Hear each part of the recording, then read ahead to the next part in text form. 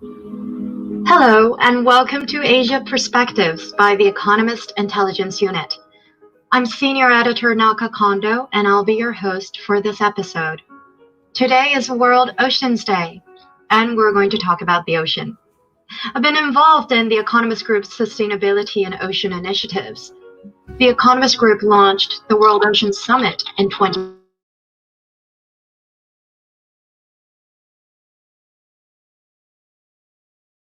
Every year.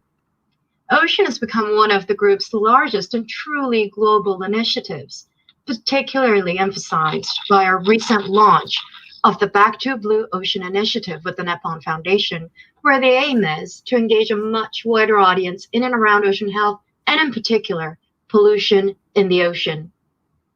The ocean is drowning in plastic. 11 million tons enter the seas each year, and research suggests that without dramatic action, this could double or nearly treble within the next 2 decades. To most people, ocean pollution is invisible, but the issues we see in the ocean originate on land. The ocean is not a separate entity. It's connected to our rivers, from which a vast amount of plastic debris and chemical pollution pour into the ocean. But we rarely think where all of this ends up, nor have a very good understanding of the impact it has on biodiversity, the ecosystem, our economy, and to our lives. So on that note, we're glad to have Tom Peacock-Nazil, founder of 7 Clean Seas, and his colleague, Ali Kade, on our show today to talk about how they contribute to solving these issues. Welcome to the show, Tom and Ali. Hi, Naka. Thank you for having me. Thank you. It's great to be here. To start things off, Tom, could you give us a quick introduction on how 7 Clean Seas was founded, your goals and missions, and what do you do to achieve them? Yeah, so 7 Clean Seas, we're about 3 years old now. We're based in Singapore, which is ideal because Southeast Asia is unfortunately the heart of the ocean plastic pollution issue. And we very much started around education, working with communities to understand the damage that plastic pollution is doing to marine ecosystems. And if you fast forward to where we are today, we've come so far. We very much have the mission to develop a scalable funding mechanism, one that will allow us to generate capital, which we can then deploy across ocean cleanup projects, both stopping plastic leaking into the environment in the first place and recovering plastic that has already leaked into the environment. And the way we do that is through the sale of plastic credits. So we work with organizations to help them understand the level of plastic that they're using, try and make recommendations for reduction of unnecessary plastics. And then once we have this necessary level of plastic that we see that we're struggling to make any more reductions on, we can actually look at offsetting that. That means essentially for the company to invest in a project that tackles plastic pollution in some of the world's worst polluted locations through our projects to actually offset their own plastic consumption habits and requirements. Thank you. Now, that sounds really interesting. But, when you say Southeast Asia is the heart of ocean plastics issue, how bad is this issue in Asia, and why do you think that is? In 2015, there was actually a very famous study, the most famous study, research paper in the whole of the kind of ocean plastics world. And that was from Jembak et al. And she stated that the top 6 most plastic polluting countries are actually all in Southeast Asia, with the exception of Sri Lanka, which was in South Asia. And really, if you're looking at the sources of the issue, a lot of it comes down at that economic development has brought a lot more wealth to these nations, which is a really good thing. And they're actually able to kind of access a lot of the products that the more developed world has had access to through plastics. And unfortunately, at the same time that this development has happened and people have been able to afford some of the products that do contain a lot more plastic than their traditional alternatives, the infrastructure investment hasn't kept up pace. And what we see time and time again is major communities, major kind of urban areas with high populations, high plastic consumption, and really inadequate or ineffective waste management infrastructure. And when you've got mismanaged waste because of ineffective infrastructure, that waste will enter the natural environment inevitably. And a lot of the research that is being published at the moment is showing that a lot of this mismanaged waste that leaks into the natural environment onshore on the land will eventually leak into water bodies like rivers and then be transported to the ocean. So we've got this kind of combination of growth and success and prosperity with maybe the investments into waste management just not keeping pace. Would you be able to tell us a little bit more about the specific projects you've been working on when you say, identifying unnecessary plastics, and what kind of impact you're achieving through your activities? So in terms of the work that we actually do and the projects that we have ongoing, there's two that really stand out. Now, the first is in Indonesia, in the Riau archipelago. Now, this archipelago is absolutely stunning. It's actually bordering with one of the largest marine protected areas in the whole of Indonesia. And unfortunately, it's absolutely inundated with ocean plastic pollution, both domestically generated and also, given its location at the tip of the South China Sea, a lot of it is from further afield as well. What we're doing there is essentially hiring people who lost their jobs because of COVID-19. So it's about creating that social impact, as much socioeconomic benefit as possible from organization and a project that traditionally might only look at the environmental impact of removing that plastic. And it's been an absolutely huge success, I'm happy to share. And we're in this transition at the moment where we're scaling up from having one collection crew team on the ground doing huge amounts of work to actually building the first plastic waste infrastructure in the whole of the Riau archipelago for plastic aggregation and recycling. So it's about transitioning from just doing cleanup based work, which is very downstream impact, to actually trying to stop it getting in at source. And that can't be done without large investments. And it's nice to see that a project that we've been working on for over a year now has gone on this journey from just environmental cleanup and formalized employment of people who were really in need of work to actually looking at big picture opportunities and investment into a materials recovery facility. And this is essentially the process we want to go down with all of our projects. You start on a community level, you then build up the knowledge you need in that location to then justify building whatever infrastructure is needed, whether that's a materials recovery facility or thinking even bigger, the full value chain of plastic recycling. So you literally give plastic in that location a value because it can now be recycled. And it makes a huge difference environmentally, of course, but again, on the social side. And I just want to stress that because it's so important to us. I think to date, the project has actually recovered over 150,000 kilos of ocean plastic to date, which I'm so proud of. And because we're scaling up and, Microsoft actually have come on board with the project to help us fund the scale up of this materials recovery facility, we're actually expecting to recover over 500,000 kilos by the end of the year. So big things coming on that project. And the other project that I briefly mentioned is really focusing on rivers. The most up-to-date research is showing that over 70% of ocean plastic actually travels through a river before it gets there. It's mismanaged on land, gets washed into a river, and will end up in the ocean. So if we're looking at a return on investment, sometimes it's actually better to build a one-time or one-off infrastructure in these rivers that can capture the plastic before it ever gets to the ocean and recover it in a location where you don't have to put in much effort. A river has this beautiful profile that it's got a flow, and that flow does all the hard work. So we just have to get in the way with the correct infrastructure, and we can stop a vast amount of plastic reaching the ocean.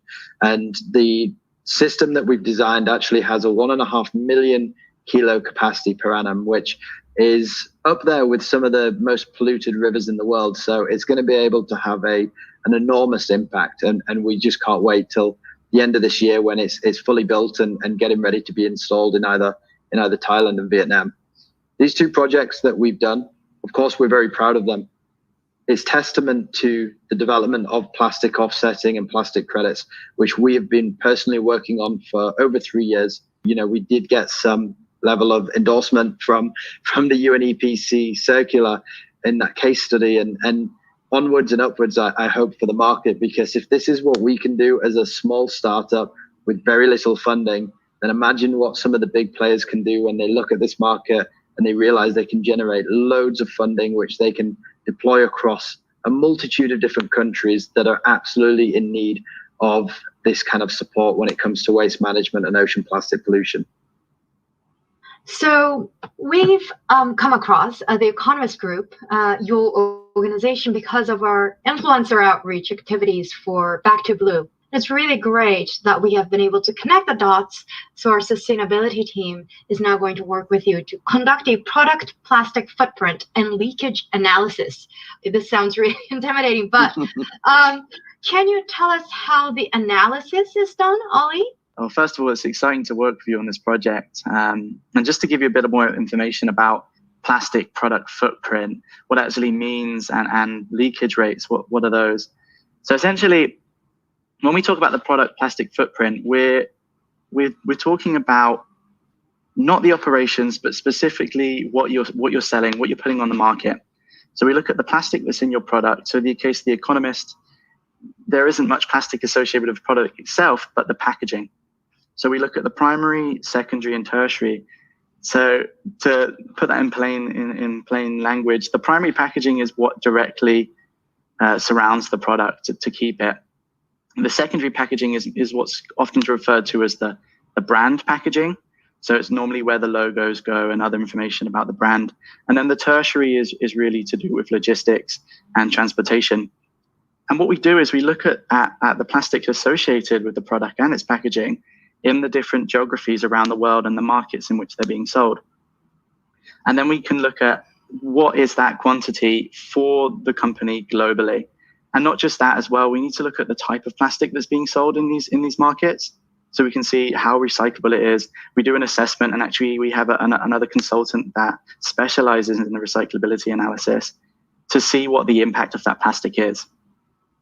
Now, leakage. Now that's another question. Obviously, leakage is referring to the plastic that escapes and ultimately ends up into our environment, which we then go and collect through our projects. So what we do to calculate this leakage analysis is we look at two rates. The first is the loss rate, and the second is the release rate. So what this loss rate actually corresponds to is plastic that has escaped formal waste management infrastructure. So we look at things such as littering, fly tipping, dumping, and unsanitary landfills. And those are just landfills that just aren't properly maintained. So then what happens is this plastic then escapes from the formal waste channels, and then we look at this release rate. Now the release rate dictates how much of this plastic that's escaped ends up in our terrestrial, freshwater, or ocean ecosystems, and that's essentially what makes up our leakage rate. So those two numbers multiplied by each other. Now really what we also have to do when we look at plastic leakage, particularly on the product side with the likes of The Economist, is, well, where is this distribution? How does it look globally? And based off of that product plastic footprint, what is those release or leakage rates? So just to give you an idea, when Tom was talking about the 5 most polluted countries in the world, we are referring to that loss rate, referring back to that paper by Jambak. She states that the likes of Indonesia have mismanaged rates up to 83%.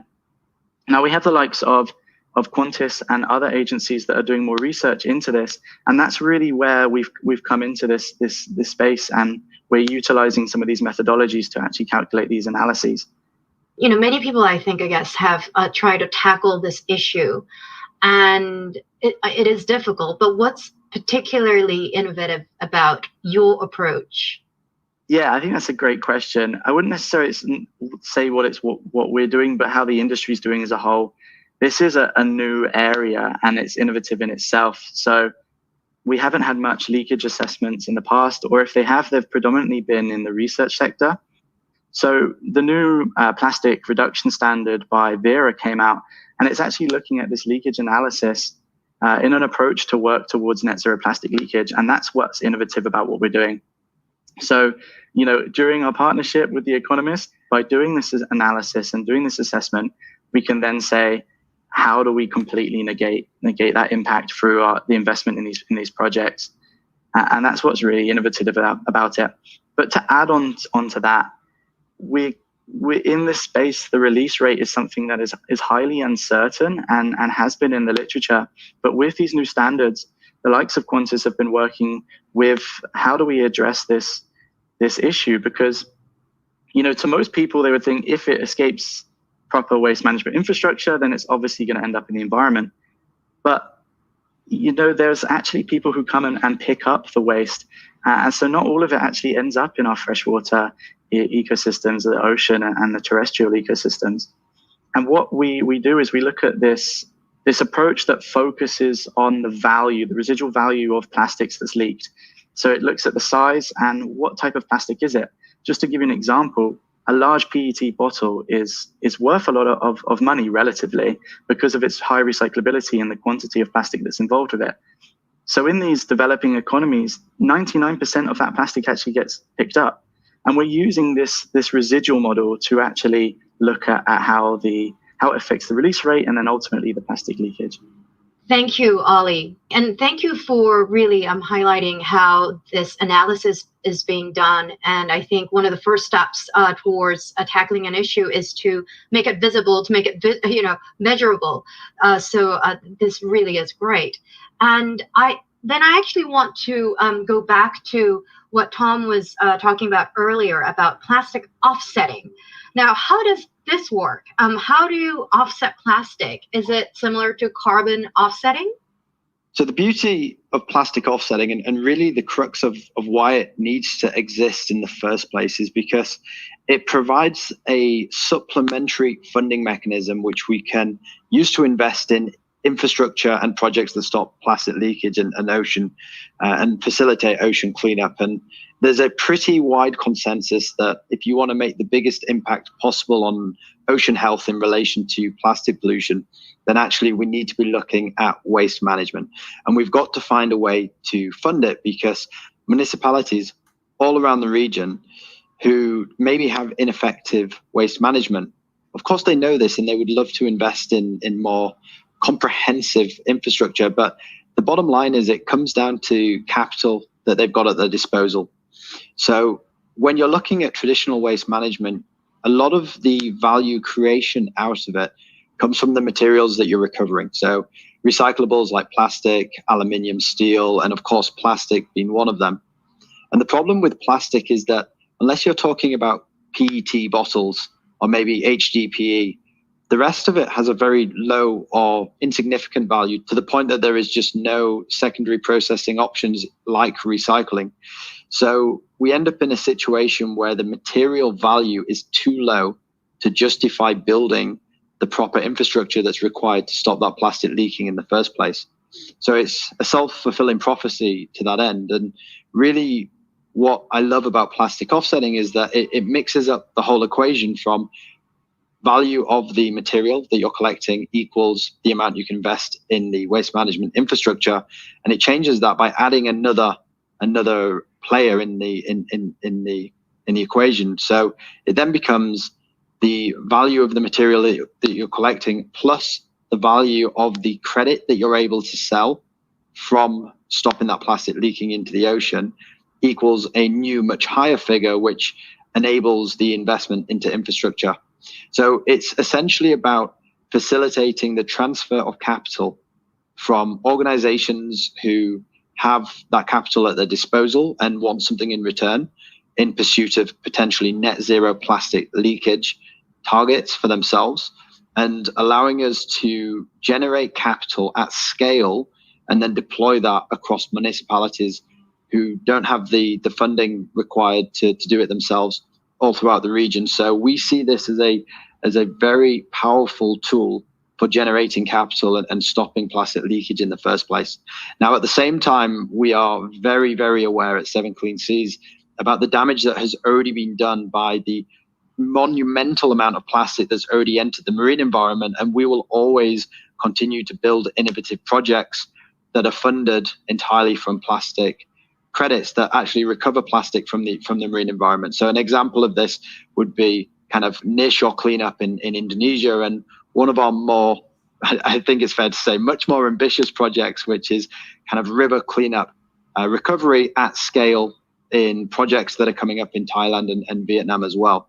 And really, unless we had this mechanism, this financial mechanism, which is plastic offsetting in this case, to generate additional capital, we just wouldn't be able to do this. So it's really a win-win situation. The environment gets a big win because we get the capital we need to invest in projects to either recover plastic in the ocean or stop it getting there in the first place. And also our corporate partners win because if they are genuinely working towards kind of benchmarking, reduction of their plastic footprints, and then offsetting the remaining plastic footprints that cannot be reduced yet due to various different issues, then they can still go after net zero targets and achieve sustainability goals that they're setting themselves for maybe 2025 or 2030. So it's a very important strategy that needs deploying at scale. And if it is done effectively and it is done and adopted widespread, then we might be in a position where actually a windfall of funding is coming into the space, and we might genuinely be able to get on with this problem before it's too late. So if I could just add on to what Tom was saying there, with a third win is really actually redirecting and having a social impact in these developing areas, in the developing economies, because it's not just the infrastructure we're building, but it's social benefits. So what we do that quite often sets us aside from other actors in this market is by formally employing our waste pickers and paying them a good salary. And in that sense, it's redirecting social benefits into the areas in which we're operating. And I'll be the first to say that the environmental crisis is also a social crisis. There's a reason why a lot of our waste ends up in these developing economies, such as Indonesia. It's because it's cheap. And normally or traditionally, waste pickers is an informal sector. But what we're actually doing is formalizing this sector and having tremendous social impact, impact that's actually been recognized by the likes of the UN in a case study. And that's really one of the major wins for myself, and I know Tom as well. Wow, this is wonderful. Thank you so much for your time today. I mean, there's tangible hope, it seems, and it's really good to see your work and your amazing contributions. Thank you very much, Tom. Thank you so much, Naka, for having us. It's been absolutely amazing to be on the show, and we are over the moon to be working with The Economist. Thank you, Ollie. Yeah, thank you for having us, Naka. It was a pleasure speaking to you. And thank you all for listening. At The Economist Group, we saw a need to improve evidence-based approaches and solutions to the pressing issues faced by the ocean. So we worked with the Nippon Foundation to create the Back to Blue initiative, aiming to provide actionable insights to restore ocean health and promote sustainability. If you want to learn more about the initiative, please visit backtoblueinitiative.economist.com. The link and other relevant links are in the show notes. And if you want to keep yourself posted on our latest research for Back to Blue, sign up to receive our newsletter. We will be launching our research on plastic pollution in September, and you'll be the first to know about it as a subscriber to our newsletter. Happy World Oceans Day, and find out more about what you can do to save our oceans today.